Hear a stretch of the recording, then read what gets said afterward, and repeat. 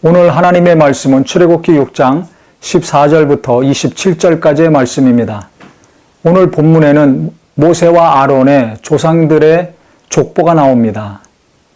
즉 야곱의 12아들이 있었는데 첫째 르우벤, 둘째 시므온, 셋째가 레위입니다. 넷째가 유다죠. 근데 르우벤과 시므온과 레위까지만 나오고 그 다음에 레위의 아들들 게르손, 고핫, 무라리의 이름이 나옵니다. 그 다음에 고핫의 또 아들들 아므람, 이스할, 우시엘이 나오고 그 다음에 아므람의 후손이 아론과 모세라는 것을 성경은 기록하고 있습니다. 오늘 본문에서는 레위, 고핫, 아므람, 그 다음에 아론과 모세 이 네 대에 걸친 조상들의 이름이 나옵니다. 왜 이 족보가 갑자기 중간에 등장을 했을까요? 그 이유가 있습니다.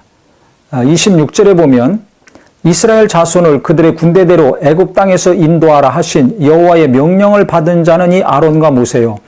애굽 왕 바로에게 이스라엘 자손을 애굽에서 내보내라 말한 사람도 이 모세와 아론이었더라. 즉 하나님께서 부르셔서 보내신 사람, 이스라엘 백성들을 애굽에서 탈출시키는 일에 하나님이 주동적으로 사용하신 인물이 모세와 아론이었는데 이들의 역사적인 실존 인물이며 그 다음에 그들의 하나님께 사명을 부여받아 사명을 감당한 인물이라는 것을 증명하고자 이 족보를 기록한 것입니다. 즉 모세와 아론이 갑자기 어디서 나온 사람이 아니라 레위 지파의 후손이요, 고핫 자손의 후손이요, 아므람의 후손이라는 것을 분명하게 명시하고 있는 것입니다. 거기에다가 아론의 아들 엘르아살, 그 손자 비느하스까지 이름이 나옵니다. 비느하스가 누굽니까? 민수기에 보면 바알을 섬겼던 그 사건 중에 한 이스라엘 백성과 그 다음에 이방 여인과의 그 음행한 일이 있었을 때 그때 그 두 사람을 같이 죽였던 바로 용맹스럽고 하나님을 열심히 사랑했던 자가 비느하스였습니다.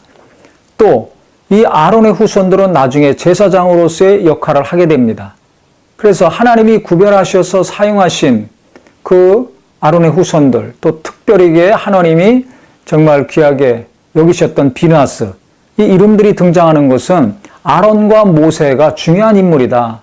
즉 애굽에서 이스라엘 백성들을 탈출시키는 일에 어떤 다른 사람들 하나님이 쓰신 것이 아니라 야곱의 자손, 레위의 후손 중에서 하나님이 선택해서 일을 맡기신 것이다. 그래서 하나님이 함께 하신 자들, 그 다음에 역사적으로 분명히 하나님의 자손들임을 족보를 통해서 분명하게 성경은 증명을 하고 있는 것입니다.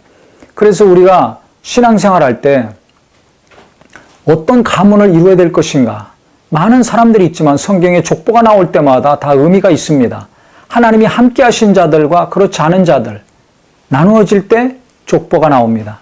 또 하나님이 관심이 있는 자들과 그렇지 않은 자들 분명하게 족보를 통해서 구분하고 있습니다.